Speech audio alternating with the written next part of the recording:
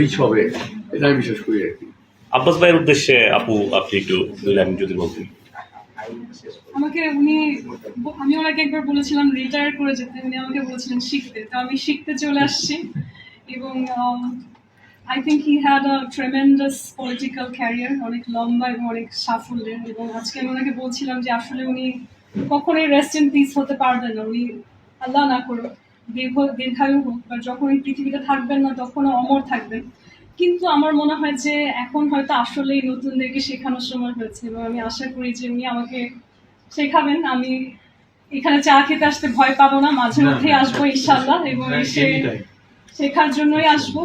এবং আমার ভেতরে সত্যিকার একটা ইচ্ছা যে বাংলাদেশকে আসলেই সংস্কার করার অনেক প্রয়োজন, and we are going through a real crisis. এবং আমার মনে হয় যে উনি সেই জায়গায় আমাকে as a guardian probably guide করতে পারবেন ইনশাআল্লাহ।